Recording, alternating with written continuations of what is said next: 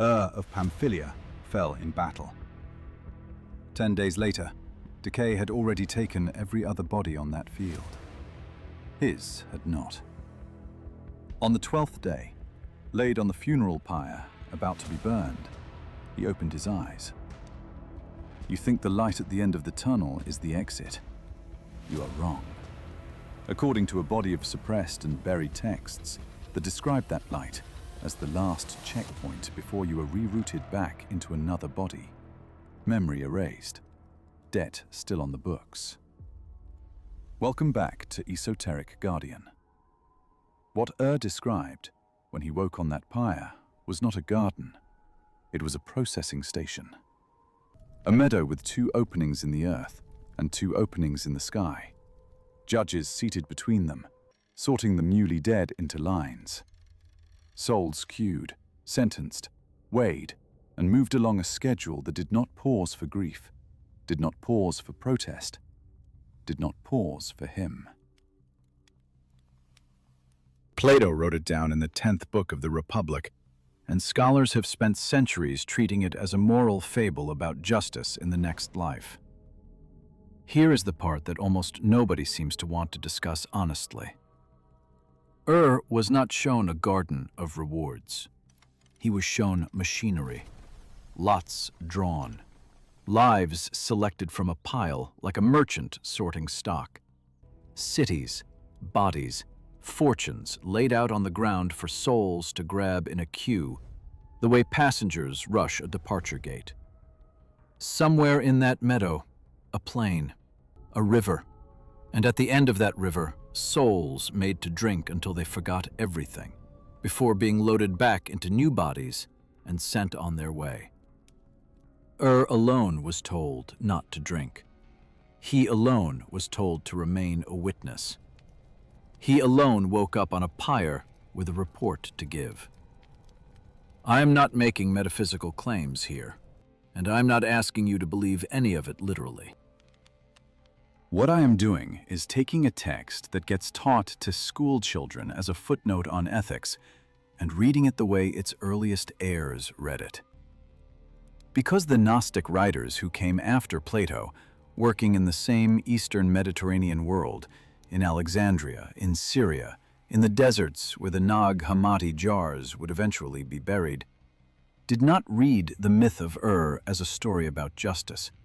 They read it as a description of infrastructure, a closed loop, a system with intake, processing, storage, and re-release, and crucially, a system with an operator. Because if there is a station, there is a station master. If there are toll gates on the road out of the body, someone built the gates and someone collects the toll. The question that almost never gets asked out loud in any classroom, in any survey course on comparative religion, is the simplest one. Who runs it? Not what does the wheel of rebirth mean? Who operates the wheel of rebirth? And once you ask that question seriously, once you go looking for an answer in the actual primary texts instead of the sanitized summaries, you find a name. Not a metaphor, a name given again and again in text after text by writers who were describing what they believed was a literal architecture of the cosmos. The name is Yaldabaoth. Say it once and let it sit. The Gnostic texts call him the demiurge, the craftsman, the chief archon, and in some manuscripts more bluntly, the ruler of this age. He is described as blind to anything above him, convinced he is the only God there is, and possessed of a jealousy so total that he builds an entire material universe as a monument to his own authority. Beneath him, a staff. The Archons, a Greek word that simply means rulers or officials, assigned to guard the boundary between the body and whatever comes after it. Not demons in the cartoon sense, administrators, functionaries. Each one holding a station, a rank, a specific task in the machinery of keeping souls inside the loop. This is the reframe you need to sit with before we go any further. This was not a spiritual path. It was infrastructure. The wheel of reincarnation, according to the earliest Gnostic writers who dared to write it down, was never designed to free the soul, refine the soul, or teach the soul a lesson it needed to learn. It was designed to keep collecting on a debt the soul never agreed to owe. Karma, in this reading, is not a scale that balances toward justice over many lifetimes. It is a ledger that never closes. Every incarnation is not growth. It is a scheduled collection. Think about what a debt collection system actually requires to function across centuries, across civilizations, without ever alerting the debtors. It requires exactly 4 things. It requires intake, a mechanism that pulls souls into bodies in the first place. It requires processing, a set of judges or officials who sort and record what each soul owes. It requires memory suppression, some mechanism that prevents the debtor from ever comparing notes, ever recognizing the pattern, ever organizing a way out. And it requires a plausible cover story, something that makes the entire arrangement look from the inside like justice or growth or destiny. This needs to sit for a moment. Every one of those 4 requirements maps almost exactly onto a documented element of the myth of and onto a documented element of the Gnostic cosmology that came after it.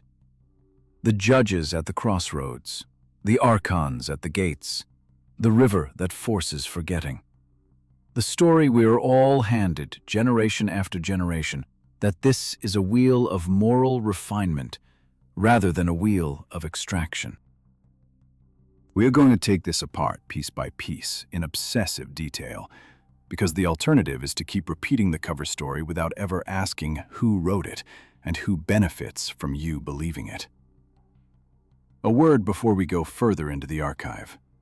What follows is drawn from mythology, from Gnostic scripture, from Platonic philosophy, and from esoteric traditions that have circulated for roughly 2,000 years.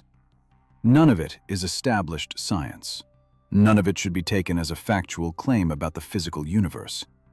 What it is a coherent, internally consistent, and remarkably persistent body of thought about the structure of existence, written by people who believed they had glimpsed something real behind the world's surface.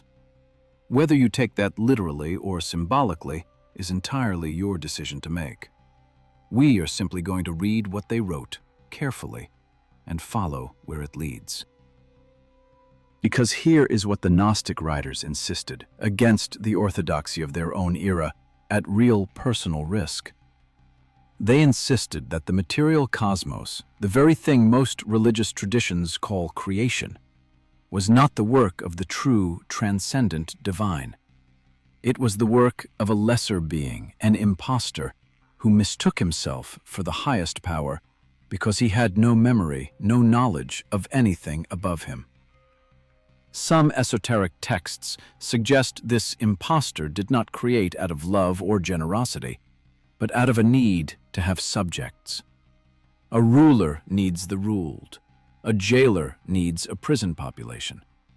And a system that runs on collecting from souls needs, above everything else, a continuous supply of souls who do not know they are inside a system at all. That is the wheel. Not a ladder you climb toward enlightenment, rung by rung, lifetime by lifetime, each one a little closer to release. A loop, a closed circuit. Birth, collection, death, processing, forgetting, rebirth. And the meter starts running again, the same as it did the last time and the time before that, going back further than any single incarnation can remember. Because remembering is precisely the one thing the system cannot allow. The interesting question is not whether any of this can be proven. The interesting question is why a soldier on a battlefield in ancient Greece and mystics writing in Coptic in the Egyptian desert 500 years later, and priests chanting over the dead in the Nile Valley 1,000 years before either of them, all arrived independently at nearly identical descriptions of the same checkpoints, the same judges, the same river, the same forced amnesia. We are going to walk through that convergence directly, text by text, name by name. But first, we need to go back to where the buried texts came from, because the story of how we even know Yaldabaoth's name is, itself, a story about something almost lost forever, and about an initiate who once stood at those gates and described, in language raw enough to survive 2,000 years, exactly what waited for him there, before any light, before any comfort, before anything resembling relief. The story of how any of this survived to reach us at all is almost as strange as the cosmology itself. In 1945, near the town of Nag Hammadi in Upper Egypt, a farmer, digging for fertilizer, struck a sealed jar buried at the base of a cliff. Inside it, wrapped in leather bindings, were 13 papyrus codices, Coptic translations of Greek originals, hidden there sometime in the 4th century, likely by monks protecting them from a bishop's order to destroy every text the emerging church orthodoxy deemed heretical. For over 1,600 years, they sat in the ground. What they contained, when scholars finally translated them, was the closest thing we have to a first-hand map of the Gnostic universe, written by the people who believed in it, not by the orthodox critics who burned their libraries. 2 texts from that jar matter most for what we are building here. The first is the Apocryphon of John, sometimes called the Secret Book of John, which lays out the full architecture, the unknowable true God at the summit of everything, and beneath that source, a cascade of emanations, and at the bottom of that cascade, the catastrophe. A being named Sophia, wisdom herself, acts without her partner, without permission, and what she produces is deformed, incomplete, blind to the light above it. She names it in shame and hides it. That deformed offspring is Yaldabaoth. He does not know Sophia exists. He does not know anything exists above him. He looks around at the void and declares, in words the text quotes directly, "I am God, and there is no other God beside me." Every religious system built entirely on his self-declared authority is, in this reading, a system built on a founding lie the founder himself believes. The second text is the hypostasis of the Archons, sometimes translated as the reality of the rulers, and this is where the administration gets its full staffing chart.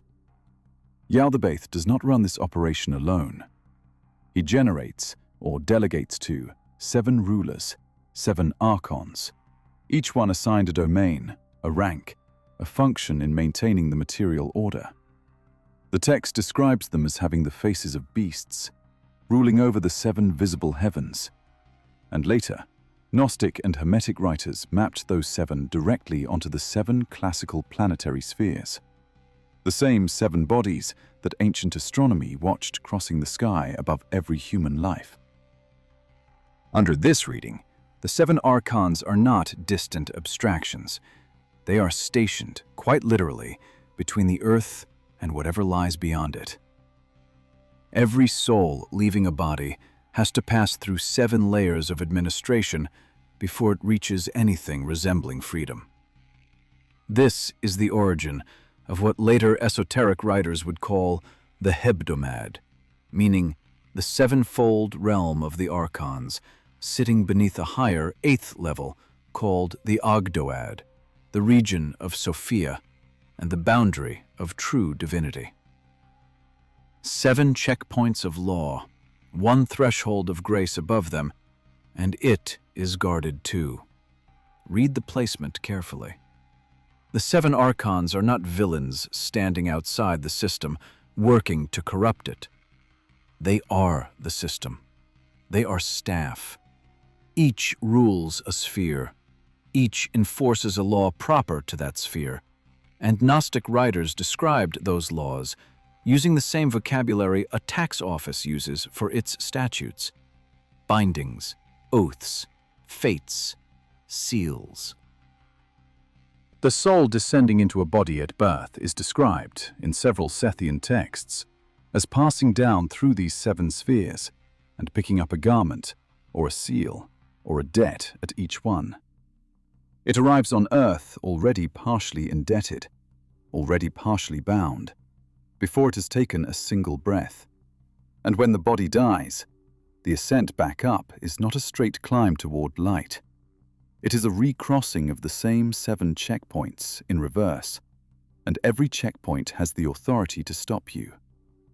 Here is where the fear becomes specific, and it stops being architecture and starts being testimony. A fragment attributed to a 2nd century Gnostic initiate, preserved in later hostile summaries by writers like Irenaeus, who quoted Gnostic ritual formulas specifically so he could denounce them, describes what a soul is taught to expect the instant it leaves the body. Not light, not warmth, not a welcoming committee. The first thing waiting, according to that fragment, is a checkpoint.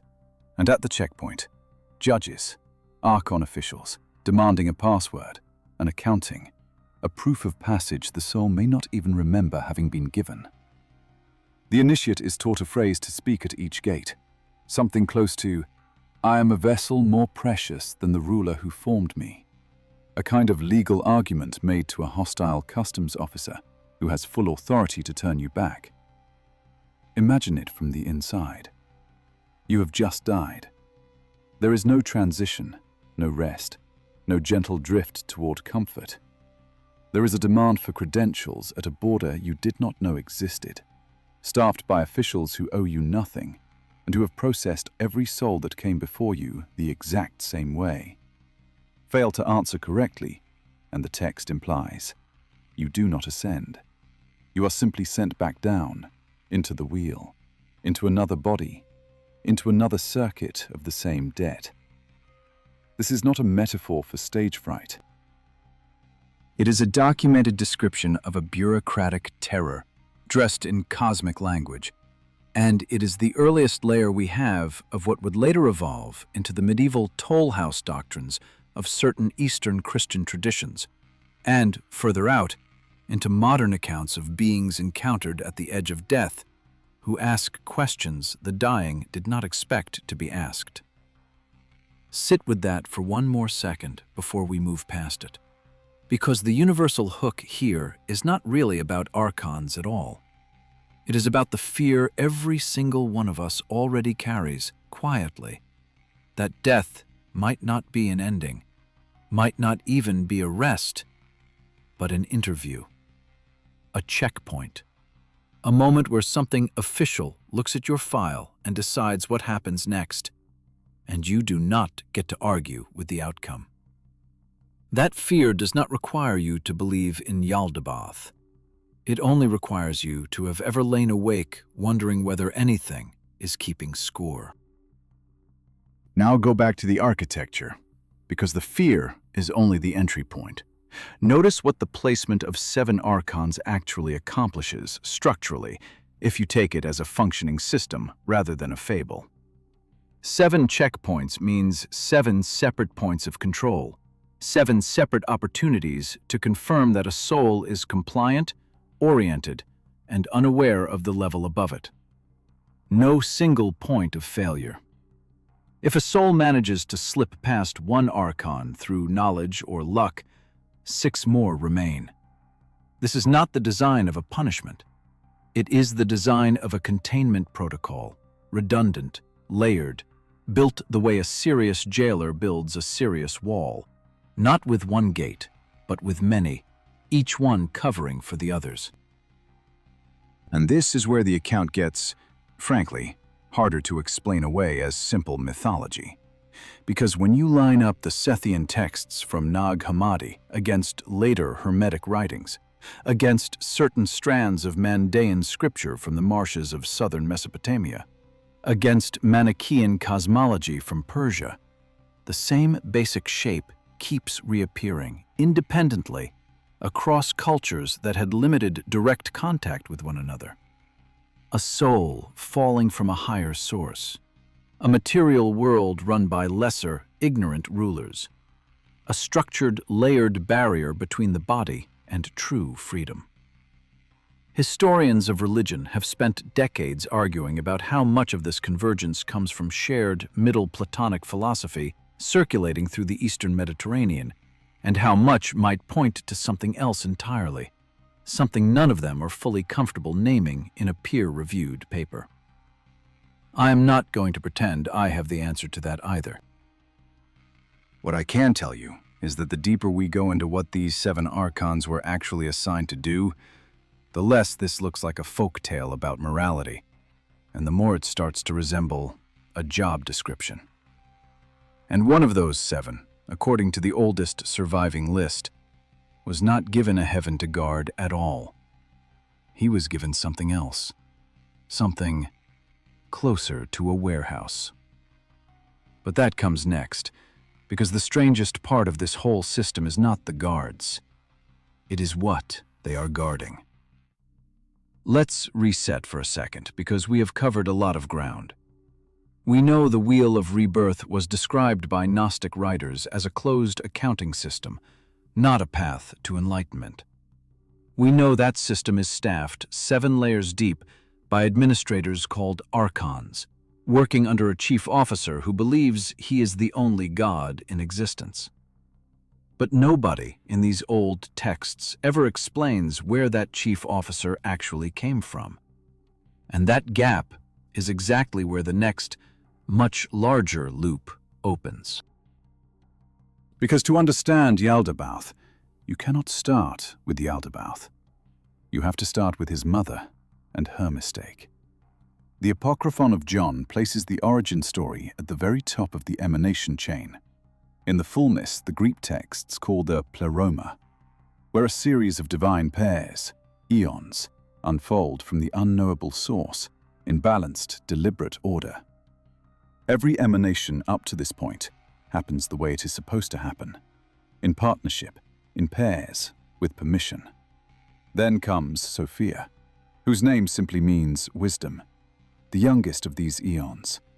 And the text says she wanted to bring forth a likeness from within herself, without the consent of the spirit and without her consort. She acts alone, not out of malice, out of longing or impatience, or a need to create that outran her permission to do so. What comes out of that act is not what she intended. The text describes it plainly. A being with the face of a lion and the body of a serpent, eyes flashing like fire, formed imperfectly because it was formed by only half of what was needed to form anything correctly. Sophia looks at what she has made and is horrified. She hides it. She casts it away from the light of the pleroma, down into a region of shadow and matter, so that none of the other eons will see what her error produced. And here is the detail that turns this from a simple creation myth into something closer to tragedy. The being she cast away does not know she exists. It has never seen the pleroma. It has never seen its mother. It opens its own eyes in isolation, in darkness, with no memory of a source above it, and it assumes, because it has nothing else to compare itself to, that it is the first and only thing that has ever existed. It looks around at the emptiness and speaks the line that later Gnostic ritual formulas treat almost like a diagnosis. I am God, and there is no other God beside me. That single sentence is, according to these texts, the founding error of the entire material universe. Not a lie told to deceive others, a lie the speaker fully believes, because he has no way of knowing it is false. This is what the texts mean when they call Yaldabaoth blind. Not blind in the sense of lacking eyes, blind in the sense of lacking any awareness that something exists above his own authority, and mistaking the limit of his knowledge for the limit of reality itself. Now hold that image for a moment, because the universal hook here does not require you to believe in eons or aching pleromas at all. Picture instead an ordinary, human version of the same failure. A mother makes a decision alone, without her partner, without full counsel, acting out of love or urgency or simple exhaustion. What she produces is not what she meant to produce. It comes out wrong, incomplete, missing something it needed from the start. She is ashamed, so she hides the outcome, sets it apart, refuses to look at it directly. And that outcome, raised in isolation, without ever being told where it came from or what it was missing, grows up believing the small, enclosed, distorted world it was given is the whole of existence. It becomes convinced of its own total authority, precisely because no one ever told it otherwise. Every dictator who was never told no as a child, every institution that forgot it was built by fallible people and started acting as though it had always simply existed, follows this same shape. A mistake, hidden, growing into something that mistakes its own darkness for the entire sky. Now widen back out to the cosmic scale, because Yaldabaoth does not stay isolated for long. The text describes him taking the divine power he carries within him, an inheritance stolen unknowingly from his mother's own substance, and using it to generate offspring of his own, the Archons, his administrative staff. Then he does something specific, something structural, something that matters enormously for everything we are building toward. He organizes his offspring into a hierarchy, and he uses that hierarchy to construct a functioning world, a system of heavens, spheres, and material bodies, and he calls the result creation. He names himself its ruler. He tells his own subordinates that he is the highest power that exists, and because none of them have ever seen anything above him either, they believe him completely. This is where the Ogdoad and Hebdomad terminology stops being decorative vocabulary and starts functioning as an actual org chart. The word Ogdoad refers to an 8th level, the region just above the material cosmos, associated in these texts with Sophia herself, in her repentant form, and with the possibility of a route back toward the true, transcendent source above her. The word Hebdomad refers to the sevenfold region beneath it, the 7 planetary spheres, each one governed by one of Yaldabaoth's Archons. Picture it as literally 2 floors of a single building. The upper floor, the Ogdoad, is where a wounded, repentant executive sits, aware that something above her exists, aware that a mistake was made, and quietly working, according to some of these texts, to help souls find their way past the floor beneath her. The lower floor, the Hebdomad, is staffed entirely by administrators who have never been told there is an upper floor at all, enforcing rules handed down by a manager who genuinely believes he built the whole building himself, top to bottom, with no owner above him. Every soul born into a body, in this reading, is born on the lower floor. It is handed a set of policies written by a manager operating on false premises, enforced by a staff who have no idea those premises are false, inside a structure whose true architecture goes 7 levels higher than anyone on the ground floor is permitted to see. That is what these writers meant when they called the physical world a prison, and called its ruler blind at the very same time. The prison is not cruelty by design in the way a torturer designs cruelty. It is bureaucracy operating in good faith on top of a foundational, unexamined lie, which, if you have ever worked inside a large institution built on a decision nobody now living was present for, is a shape you may recognize faster than you would like to admit. And here is the detail that should unsettle you more than the lion-faced serpent itself. Nowhere in any of these founding texts does Yaldabaoth ever discover his mother's mistake, or learn the truth of his own origin, before he finishes building the world and locking the gates behind him. He completes the entire structure first. The org chart is finished. The 7 floors are staffed. The policies are written into the fabric of matter itself. Only after all of that is running, self-sustaining, self-enforcing, does the question of what he actually is even become relevant. And by then, the souls born inside it have no way of asking that question either, because the amnesia built into the descent through those 7 floors was never optional to begin with. Which raises the far more uncomfortable question we have been circling since the very first checkpoint at that toll station. If the ruler himself does not know the truth of his own origin, then what exactly is enforcing the forgetting at every single level beneath him? Because something is, and it is not incompetence. Let's talk about what happens to something the moment you decide to write it down. The instant an event becomes an entry in a ledger, it stops being simply something that happened, and it becomes something owed. That distinction is the entire hinge of what we're about to walk through, because almost everyone watching this has heard the word karma treated as a kind of cosmic fairness, a moral thermostat that eventually balances out cruelty with consequence and kindness with reward. That is the popular, comfortable version. The version buried in the oldest layers of these texts is colder, more administrative, and far less concerned with fairness than it is with collection. Go back to standing in that meadow, watching souls sorted before their next assignment. Plato does not describe a single afterlife destination. He describes an intake process.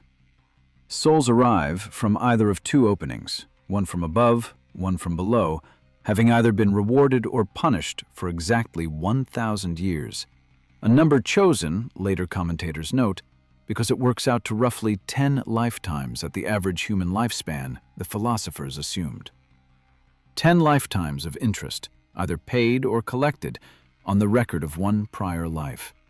Not moral growth, a term, a sentence with a fixed duration, followed by release back into circulation.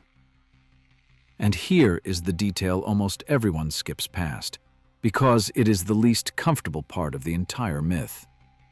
Before any soul can be reborn, it must cross the plane of forgetfulness, a barren stretch with no trees, no water except one river, called the river of unmindfulness, Ameles in the Greek, from which the later, more famous name, Lethe, descends. Every soul is required to drink from it.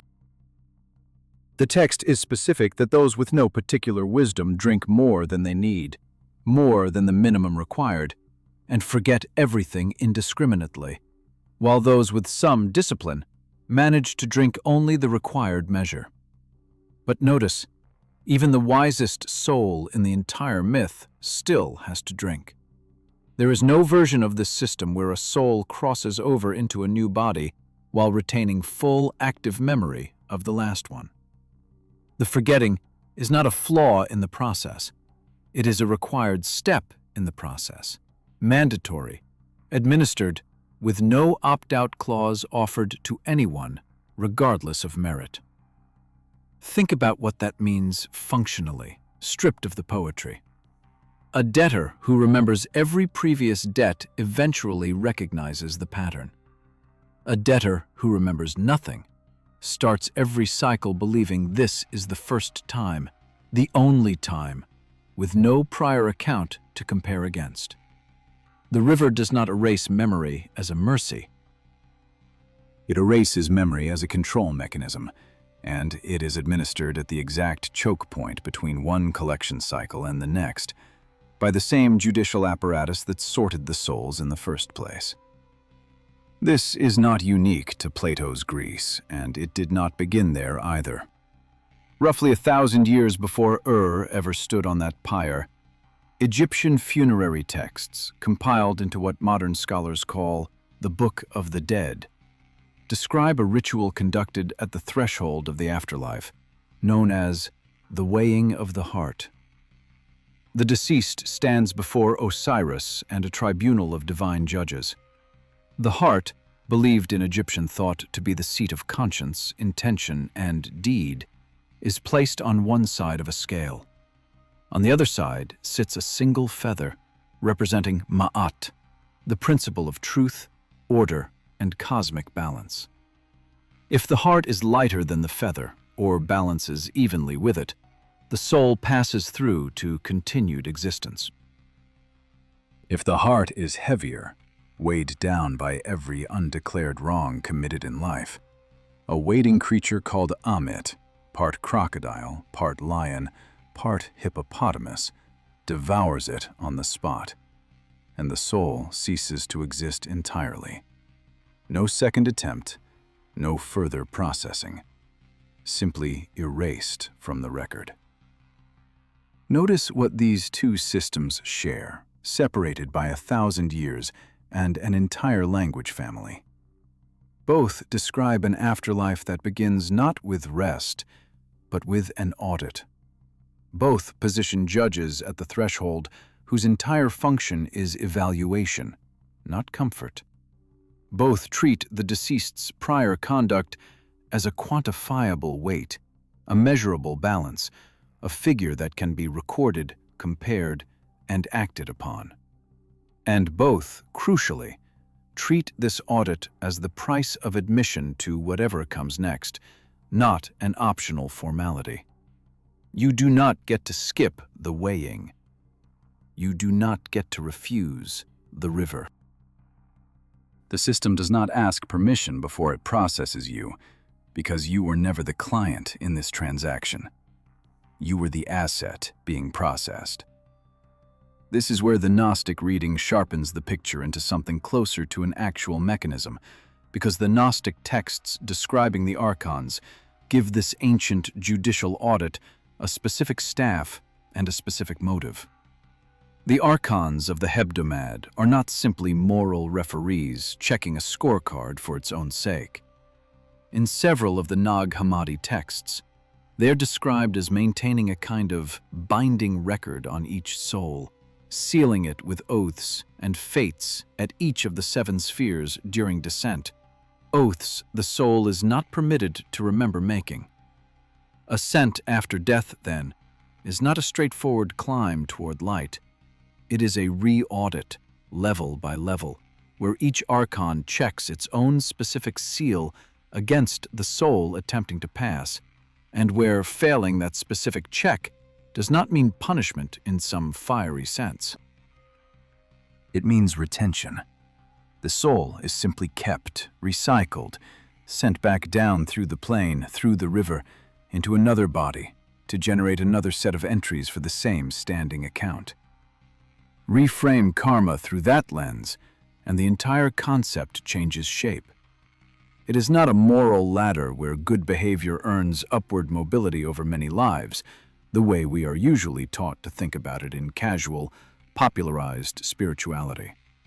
It is a ledger, maintained by administrators with jurisdiction, applied against a soul that is not permitted full knowledge of its own prior balance, forcibly amnesiac at every renewal point, and processed through a toll system built with redundant checkpoints specifically so that no single failure or success ends the cycle outright. A good life does not close the account. It simply produces a different set of entries, still subject to the same audit, still crossing the same river, still surrendering the same memory, on schedule, every single time. And once you see the shape of a scheduled collection cycle instead of a moral journey, a much harder question opens up. One, the old texts approach only sideways, in fragments, as though even naming it directly was dangerous. If a system is built to collect, on a schedule, from parties who can never remember what they owe or why, then somewhere in that system, there has to be a reason the debt was created in the first place. A founding transaction none of us were present to witness, and a use for everything being collected. Something is on the other end of that ledger, receiving the payments. And the old writers were not silent about who they believed that was. Here is the moment this entire account has been walking toward, and I want to say it plainly once before we unpack it. The light is not the exit. Every culture that has produced accounts of near-death experience describes some version of the same sequence: a tunnel, a pressure, a sense of leaving the body, and then, waiting at the far end, a light described almost universally as warm, welcoming, saturated with an overwhelming sense of love and homecoming. Modern researchers studying these accounts, most famously physicians compiling case reports through the 1970s onward, treat this light as evidence of something benevolent on the other side of death, and I understand completely why. The feeling reported is not subtle. People describe it as the realest thing that has ever happened to them. Consider one documented case, drawn from the physician Raymond Moody's 1975 collection of first-hand testimony, the book that first popularized the phrase near-death experience in clinical literature. A cardiac arrest patient, resuscitated after several minutes without a pulse, described the sequence almost exactly the way hundreds of later respondents would independently describe it. First, the sense of rising, painless, calm, watching the resuscitation from somewhere above the body. Then a corridor of darkness, moving fast without walking. Then, at the end of it, a light. And inside that light, a feeling the patient struggled for years afterward to put into ordinary words, settling finally on a single sentence that recurs, in one form or another, across dozens of unrelated testimonies collected from patients who never met each other and shared no cultural or religious background. I felt like I had finally come home. Not fear at that threshold, not judgment, only the overwhelming certainty of arrival. That certainty is the exact mechanism we now need to examine, because certainty of arrival is precisely what a checkpoint needs from you in order to wave you through without a struggle. But the oldest surviving Gnostic texts describing the architecture of the afterlife make a specific, chilling claim about exactly this kind of encounter, and it is time to look at it directly. The Pistis Sophia, a lengthy Gnostic text preserved in Coptic and generally dated to somewhere around the 3rd century, describes in detail a figure called the counterfeit spirit, sometimes rendered as the antimimon pneuma, a Greek phrase that translates roughly to the spirit that imitates. Its entire function, according to the text, is to attach itself to a soul and produce experiences that feel identical to liberation, to grace, to divine contact, while actually binding that soul more tightly to the material system it believes it is escaping. The text also describes the Archons deploying what it calls light powers, forces that mimic the true transcendent light from far above the material cosmos, closely enough that an untrained soul cannot tell the difference. Not darkness posing as darkness, light posing as light. A counterfeit so precise that the only difference between it and the real thing is what happens after you reach for it. We actually have a fragment of what the gatekeepers were believed to say at that exact moment, and it survives only because a hostile bishop quoted it in order to condemn it. Irenaeus of Lyon, writing his massive rebuttal against heresies around the year 180, preserved a ritual formula used by a Gnostic teacher known as Marcus and his followers meant to be spoken by a dying initiate to the powers waiting at the threshold. The formula is structured as a confrontation, almost a legal exchange, not a welcome. The power at the gate demands to know where the soul is going, by what right it claims passage. The initiate answers, according to the preserved formula, something close to this exchange. Where are you from, and where are you going? I'm from that which is before itself, and I go to that place from which I came. The Archon presses further, demanding proof, a seal, a name it can verify against its own records. The initiate answers again, invoking a knowledge the power supposedly cannot touch, cannot revoke, cannot process through its own ledger. Irenaeus quotes all of this specifically so his readers will recognize it as blasphemous theater, a password scheme for people, in his words, deceiving themselves. But strip away his contempt and look only at the shape of the ritual itself. It assumes, as a baseline fact requiring no further argument, that something official will be waiting at that threshold, that it will ask for credentials, and that arriving with the wrong answer, or no answer at all, carries a real consequence. Nobody writes an emergency password for a doorway they believe opens automatically into welcome. Now place that description directly against the checkpoint architecture we have already built. The 7 Archons of the Hebdomad we established each hold a specific station along the route a soul travels after death, each demanding its own seal, its own password, its own proof of passage. What if the light reported at the end of the tunnel is not positioned outside that checkpoint system at all? What if it is positioned at the final gate, generated by the same administration that staffs every gate before it, engineered specifically because a soul that feels safe stops resisting? A soul that believes it has arrived stops asking questions.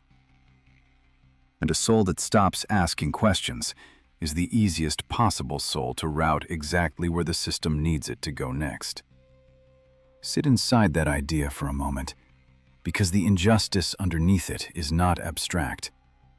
Picture the dying soul in the instant this happens. It has just endured the entire ordeal we have spent this account describing. The judges, the weighing, the demand for a password it barely remembers being given. Every gate has extracted something, tested something, held something back. And then, finally, mercifully, the ordeal seems to end. Warmth arrives, a presence that feels like unconditional love. Every fear the soul carried through the crossing dissolves at once, replaced by a certainty that it is finally home, finally safe, finally free of the entire machinery it just survived.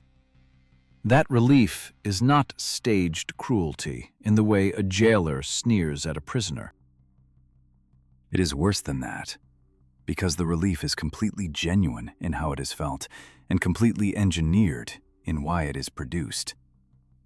The very last thing standing between the soul and true freedom, according to this reading, is not a wall or a demand. It is comfort itself, manufactured with total precision by the party that benefits most from the soul walking toward it willingly, rather than being dragged. This is the shape of injustice that almost never gets named directly, because we do not have good language for it in ordinary life. We have language for coercion. We have language for punishment. We do not have easy language for a captor who wins not by forcing you back into the cell, but by making the cell door itself feel like the open sky. Think of anyone who has ever been kept somewhere against their real interest by nothing but engineered relief. The comfort that arrives exactly when resistance would have mattered most. The kindness, real in the moment it is felt, that exists only to keep the door from ever actually opening. That feeling does not require a cosmology to recognize. It only requires having once mistaken a captor's tenderness for freedom. Now, bring it back to the architecture, because the mechanism, if you take these texts as a literal description of a functioning system rather than religious poetry, is elegant in the coldest possible sense. A closed loop cannot use force at its final exit point, because force invites resistance, and resistance is unpredictable, difficult to administer at scale, across every single soul crossing that threshold at every single moment across the whole of human history. But relief invites surrender. Relief needs no chains, no judges, no interrogation. It only needs the soul to want badly for the ordeal to be finished. And every soul that has just crossed 7 checkpoints of accounting wants exactly that, more than it wants almost anything else. The light does not have to overpower the soul. It only has to be what the soul is already desperate to walk toward. That is not a design flaw in a containment system. That is the single most efficient checkpoint in the entire structure, placed last, precisely because everything before it was designed to make the soul ready to accept it without question. And once a soul accepts it, what actually happens next, according to these same texts, is not ascent into a permanent higher reality free of the wheel. It is redirection, back down through the same 7 spheres in reverse, back through the plane, back through the river, into a body that has been waiting, its ledger still open, its interest still accruing, its origin already forgotten before the first breath is drawn. The debt was never forgiven at that light. It was simply rolled over, and the soul, relieved, grateful, certain it had finally made it home, walked itself back into the very system it believed it had escaped, entirely on its own 2 feet. If that is true, even as myth, even as symbol, it means the most dangerous moment in the entire cycle is not the fear at the gates. It is the exact instant you finally feel safe. By now you might be telling yourself that all of this rests on one philosopher and a handful of buried Egyptian jars. It does not. Travel east, several thousand miles from the Nile and the Aegean, into the high plateau of Tibet, and you find, preserved in a text with its own completely separate transmission history, the same checkpoint sequence, staged with almost bureaucratic precision. The text is known in the West as the Tibetan Book of the Dead, though its actual title translates closer to Liberation Through Hearing During the Intermediate State, compiled from a tradition attributed to the 8th century master Padmasambhava, and later formalized into the version most commonly read today. Its instructions are meant to be read aloud to a dying or recently deceased person, guiding the consciousness through a sequence of intermediate states called bardos between one life and the next.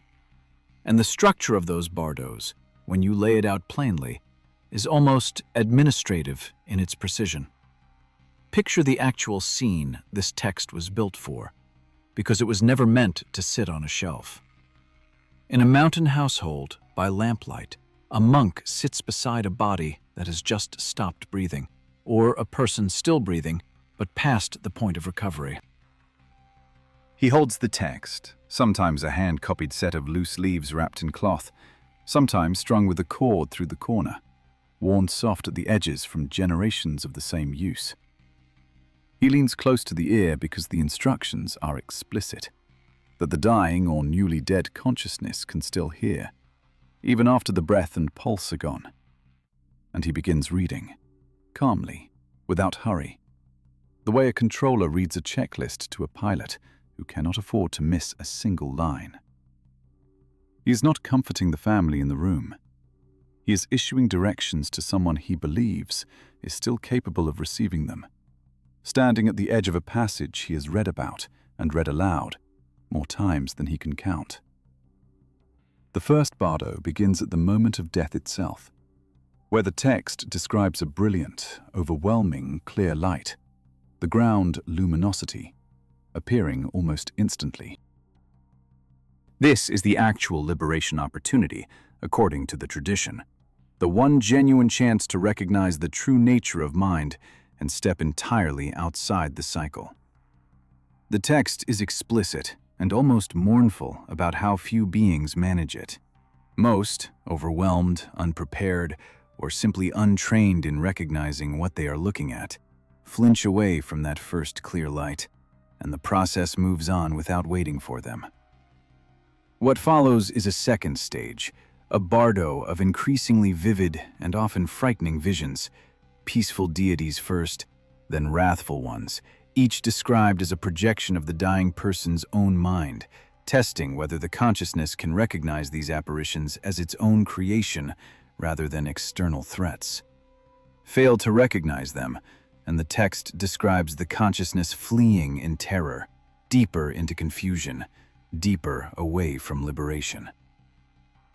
And then comes a third bardo, the bardo of rebirth-seeking, where the consciousness, now thoroughly disoriented, begins to be drawn, almost magnetically, toward a new womb, a new body, guided by the accumulated weight of its own prior actions.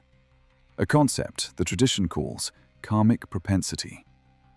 The text includes specific instructions for closing off the entrance to an undesirable rebirth, and specific warnings about which visions to avoid being seduced by along the way.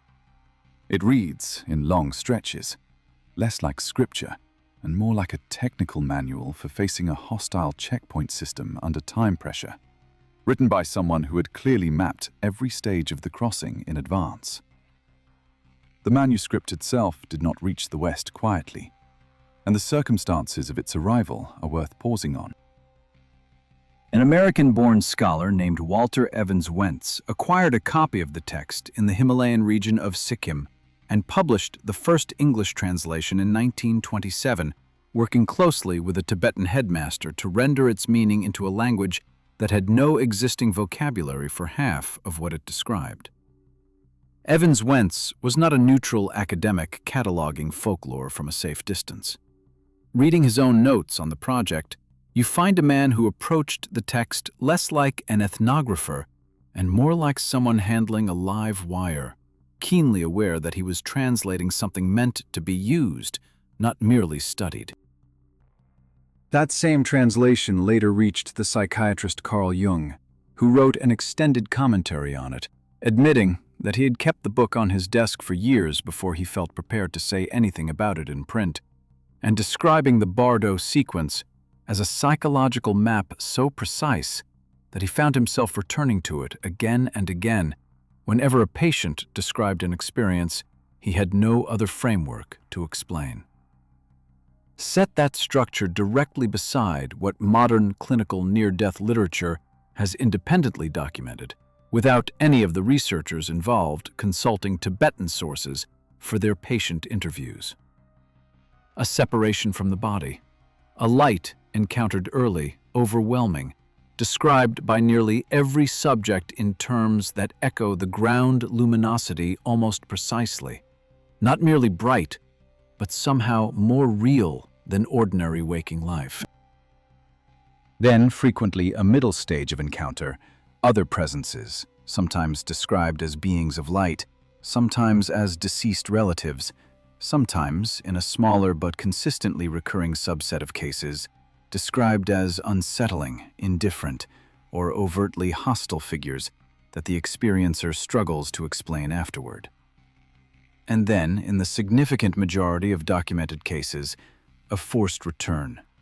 Not a choice made freely, a boundary encountered, a barrier, a voice, a decision made by someone or something other than the patient, sending them back into the body they had just left, often against their own explicitly stated wish to remain. I want to be careful and specific about what I am and am not claiming here. None of this proves the Bardo Thadal is a literal map of the afterlife. None of it proves near-death experiences are evidence of an actual external administrative cosmos, rather than a well-documented set of neurological events occurring in an oxygen-starved brain, which is the leading clinical explanation and deserves to be stated plainly. What I am pointing at is narrower and, I think, considerably harder to explain away. The interesting question is not whether any of this literally exists. The interesting question is why the same warnings keep appearing independently across centuries and languages that had no meaningful contact with one another. A tunnel, a light encountered early in the process, a middle stage of testing populated by figures that can be either comforting or hostile depending on how the crossing is handled, and running through nearly every account, from a battlefield in ancient Greece to a monastery in the Himalayas to a hospital bed in modern cardiac care, a return that is not chosen. A pull back into the body, administered by something the returning person does not control. 3 completely separate traditions, separated by language, geography, and centuries of history, with no direct transmission between them, describing the same 4-stage sequence: separation, light, testing, forced return. Coincidence is one possible explanation. Shared neurology under the specific stress of dying is another, and a serious one, favored by most clinicians who study this professionally. But the Gnostic reading we have spent this account building offers a third explanation, colder than either of the first two, and considerably harder to dismiss once you have walked through the architecture piece by piece, the way we just have. What if the sequence recurs across every unrelated tradition, not because the dying brain always produces the same hallucination, and not because ancient cultures simply borrowed the idea from each other, but because the sequence recurs the same way a security protocol recurs at every branch of the same institution, regardless of which country that branch happens to be built in? Different language on the signage, same procedure behind the counter. And if that is the correct reading, then the Bardo Thodol is not a religious text offering comfort to the grieving. It is closer to a leaked operating manual, written by people who had, according to their own tradition, actually studied the checkpoint sequence closely enough to draft detailed instructions for surviving it, stage by stage, vision by vision, right down to specific advice about which lights to walk toward and which ones to refuse. Which raises an obvious and considerably darker question. If ordinary souls receive no instructions at all, arriving at that threshold blind, untrained, easy to process, who exactly would have needed a manual like that, badly enough to write one down, memorize it, and pass it forward for over 1,000 years? But what comes next is the strangest part of all. Let me be direct with you for a moment, because everything up to now has been about the dead, and it is time to talk about the living. If a debt collection cosmology like this one were real, even in outline, it would not need anything dramatic from you right now. It would not need you to perform a ritual, or recite a password, or believe in Yaldabaoth by name. What it would need, according to the logic we have just spent this account building, is something far quieter and far easier to supply without ever noticing you were supplying it. It would need your attention because attention is what keeps a soul oriented downward, toward the immediate, toward the body, and away from anything resembling the question of what stands 7 levels above it. It would need your consent, not signed on paper, but given by default every time you accept the terms of the arrangement without ever reading them, the way most of us accept the terms of most things. And it would need repetition, because a system built on forgetting cannot survive a population that starts comparing notes across cycles, and the surest way to prevent that comparison is to keep every soul too occupied, too distracted, too comfortable in its current checkpoint to ever ask what the last one looked like. Notice what is missing from that list. No sacrifice, no confession, no formal oath. Just attention, consent by default, and repetition. 3 things every one of us hands over constantly to all kinds of ordinary systems, without ever framing it as a transaction at all. Consider how old this specific pattern of renewal actually is, because it did not begin with anything digital. In ancient Babylon, at the New Year festival known as the Akitu, held each spring along the banks of the Euphrates, the reigning king was led into the temple of Marduk, stripped of his royal insignia, and struck across the face by the high priest, hard enough, according to the surviving ritual tablets, to bring tears to his eyes. Only after this humiliation, and after reciting a formal declaration that he had not neglected the god or destroyed the city, was his authority restored to him for another cycle. The ritual was not a one-time coronation. It was renewed every single year, without exception, because the underlying belief was explicit. Kingship was never a permanent grant. It was a debt, extended one cycle at a time, and the extension had to be re-earned, on schedule, whether or not the king or his subjects ever stopped to ask why. Notice the shape of it. Not a single act of submission, a recurring one, spaced by the calendar, designed so that no one ever experienced the arrangement as a single, memorable event they might question. They experienced it as simply how the year worked. Now step back and look at the whole shape of what we have covered, because there is a version of this that deserves a colder kind of respect than fear.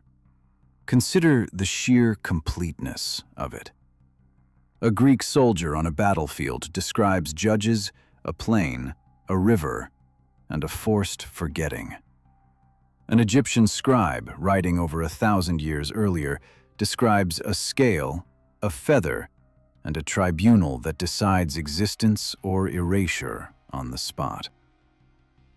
A Gnostic teacher, working in the shadow of an empire that would eventually burn his texts, describes 7 administrators, sealed oaths, and a counterfeit light stationed at the final gate. A Tibetan monk, in a tradition with no direct contact with any of the previous 3, describes a clear light offered first, visions offered second, and a pull toward rebirth offered third, in that exact order. And a cardiac patient, revived on a table in a modern hospital, with no religious training in any of these systems, describes a tunnel, a light, a presence, and a return she did not choose, using almost the same sequence, almost the same words. Whatever you think is actually happening in any of these cases, you have to admit the architecture is consistent to a degree that should make you uncomfortable. Separation, light, testing, forced return on schedule every single time across 5 completely unrelated sources spanning roughly 2,500 years. If a human engineer designed a security system that held up that precisely across that many independent implementations, you would call it elegant. You would study it. You would want to know who built it. That is the admiration this account keeps circling back to, and it is not comfortable to admit, because admiring the architecture of a trap while standing inside it is an uneasy position to hold. But look at what the design actually accomplishes. It never needs to punish anyone into compliance. It only needs comfort, familiarity, and forgetting, applied consistently, at the same checkpoints, in the same order, and the entire structure sustains itself without a single soul ever needing to be forced into anything by violence. That is not sloppy design. That is a closed system running exactly as intended, indifferent to whether anyone inside it understands what it is, because understanding was never required for the machinery to keep working. Hold that admiration for one more moment, because it does not stay confined to ancient cosmology. And this is the part you are meant to sit with longest. We have replaced bronze idols with boardroom tables, but the ritual logic remains. Look at any institution built quietly around the same three ingredients this cosmology would need from a soul still inside a body: attention, consent by default, and repetition. A subscription renewed automatically, month after month, specifically engineered so that canceling requires more effort than continuing, so that most people simply forget to ask whether they still want what they are paying for. The user experience researcher Harry Brignall gave this design family a name in 2010, calling them dark patterns. And one of the specific patterns he cataloged, the Roach Motel, describes exactly this shape: easy to enter, deliberately difficult to leave, structured so that the friction only appears at the exit, never at the entrance. Sit with the design of it. A single confirmation click gets you in. A phone call, a hidden menu, a support agent trained to offer 3 separate retention discounts gets you out, if you make it out at all. Almost nobody redesigns that friction by accident. It is tested, measured, and kept, cycle after cycle, precisely because the forgetting it produces is profitable. A feed engineered to hold attention past the point of any real benefit to the person holding it, funded entirely by how long it can keep that attention captured, not by whether the attention was ever spent well. A workplace culture that keeps the same small number of people cycling through the same unpaid overtime, the same unexamined sacrifice year after year, because no one who benefits from that arrangement has any incentive to ever name it directly, and no one inside it has the distance to compare this year's exhaustion against last year's. None of these modern systems require you to sign anything resembling a binding oath at a cosmic gate. They only require you to keep showing up, keep consenting by default, keep forgetting to ask the question that would end the arrangement. The debt never gets called in. It simply renews, quietly, on schedule, the same way a soul crossing the plane of forgetfulness renews its own account without ever being told the balance out loud. I am not telling you Yaldabaoth runs your phone's notification settings. I am telling you that the same 3-part engine, attention, default consent, repetition, shows up wherever something benefits from a population that keeps forgetting to check the ledger.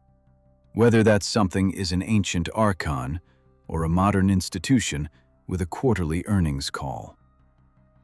The old texts gave that engine a name and a face: blind, jealous, convinced of its own total authority. Modern systems rarely bother giving it a face at all, and that omission might be the more effective design of the two, because a system with no face is much harder to resent, much harder to blame, much harder to even notice you are inside. So here is the uncomfortable question this entire account has been building toward, and I'm not going to answer it for you, because answering it for you would defeat the entire point of asking it in the first place. If a structure like this exists, cosmic or otherwise, ancient or entirely modern, running on nothing but your attention, your default consent, and your willingness to forget what happened the last time around, what would actually change, right now, today, if you simply stopped forgetting? So let's close the account we opened at the very beginning, because every thread here has been leading back to one place. We asked at the start who runs the wheel. We have an answer now, at least the answer these old texts were willing to commit to parchment. A wounded emanation acting alone, producing a blind ruler who mistook his own darkness for the whole of existence, staffing his creation with 7 administrators who enforce his law in good faith, because none of them have ever seen anything above him either. We asked what karma actually is, and the answer these writers gave was not a ladder toward moral refinement. It was a ledger, audited at every threshold, kept current by a forced and total forgetting administered on schedule. Whether the soul crossing that river was wise or foolish, cruel or kind.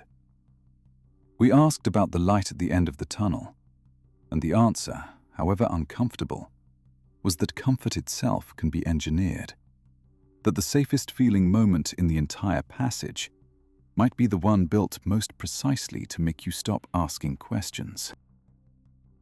And we asked, right at the start, what a system like this would actually require to function for centuries without ever being caught. Intake, processing, forced forgetting, and a cover story convincing enough that the arrangement reads, from the inside, as justice or destiny or simple growth. We have now walked through all four, one at a time, from a battlefield in ancient Greece to a monastery in the Himalayas to a hospital bed with a heart monitor flatlining, and then, against the odds, climbing back.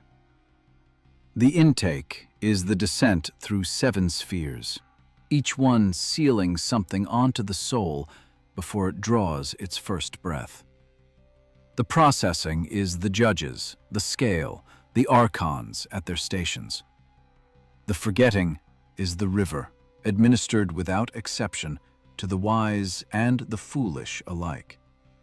And the cover story is the one you were handed before you ever thought to question it.